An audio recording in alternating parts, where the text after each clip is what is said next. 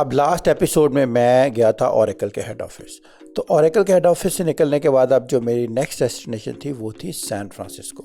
तो San Francisco में जब भी जाएं तो उधर की एक नहायत ही ज़बरदस्त इम्पॉर्टेंट आइकॉनिक प्लेस है जिसको कहते हैं गोल्डन गेट ब्रिज। तो मैंने सबसे पहले जो है ना वो अपनी गाड़ी मोड़ी गोल्डन गेट ब्रिज की तरफ। गोल्डन गेट ब्रिज का जो रास्ता है ना वो एयरपोर्ट से भी और तकरीबन उधर से भी based on the rush 45 minutes का रास्ता है। 40-45 मिनट्स में मैं गोल्डन गेट ब्रिज पे पहुंच गया। अब थोड़ा सा मैं आपको गोल्डन गेट ब्रिज के बारे में बता दूं कि गोल्डन गेट ब्रिज जो है ना ये दुनिया का मोस्ट जो है ना फोटोग्राफ्ड ब्रिज है।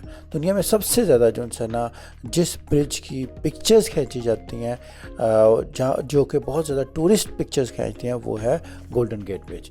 अच्छा, तो नॉर्मली जो भी सैन फ्रांसिस्को या कैलिफोर्निया में जाता है तो गोल्डन गेट ब्रिज नॉर्मली ज़रूर जाता है। थोड़ा सा मैं आपको गोल्डन गेट ब्रिज के बारे में बता दूं कि नॉर्मल ये जो है ना गोल्डन गेट ब्रिज की तमाम जो लेंथ है ना वो 1.6 किलोमीटर गोल्डन गेट ब्रिज है।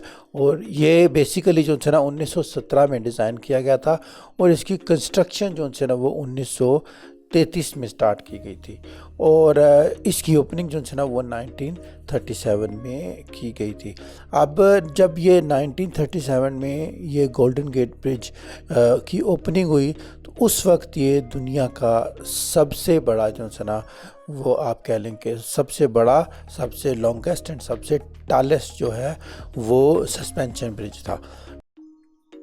नॉर्मली ये है कि जब आपने ब्रिज को क्रॉस करना है गाड़ी के ऊपर तो वो एक टूल टैक्स तकरीबन $5 से $6 जो है इसका चार्ज करते हैं। अब गोल्डन गेट ब्रिज के ऊपर ये है कि गाड़ियाँ भी जा सकती हैं, आप पैदल वॉक भी कर सकते हैं और प्लस ये है कि आप साइकिलिंग का भी एक ट्रैक बना हुआ है, आप साइकिल्स के थ्रू भी जो है ना गोल्डन गेट ब्रिज को पास कर सकते हैं। तो जब मैं गोल्डन गेट ब्रिज पे पहुंचा तो नॉर्मली क्या है कि चूँकि आपको मोस्ट इंपॉर्टेंट सीनिक पॉइंट्स पे जाना होता है तो सबसे पहले आपने देखना है कि किस जगह पे जाएं जहाँ पे आपको बहुत अच्छा जो है ना वो गोल्डन गेट का या सिटी का व्यू आएगा। तो मैं थोड़ा सा उसके बारे में आपको बता दूं कि जब आप गोल्डन गेट विज़िट करना अगर आप चाहते हैं तो नॉर्मली 7 बहुत ज़्यादा इम्पॉर्टेंट प्लेसेस बनी हैं जहाँ से इसका व्यू बहुत ज़्यादा ज़बरदस्त आता है। अगर आपने गोल्डन गेट को विज़िट करने के लिए जाना हो तो उसमें जो है ना एक जो प्लेस है उसको कहते हैं फ्रंट पॉइंट। फ्रंट पॉइंट से जो है ना आपका बहुत अच्छा जो है ना वो व्यू आता है। फ्रंट पॉइंट के ऊपर फ्रंट व्यू पॉइंट जो है ना उसके ऊपर एक बना हुआ है। जैसे आप गोल्डन गेट ब्रिज को क्रॉस करेंगे तो एक व्यू पॉइंट उधर बना हुआ है। उसके अलावा एक और पॉइंट है फोर्ट पॉइंट जिसको बोलते हैं।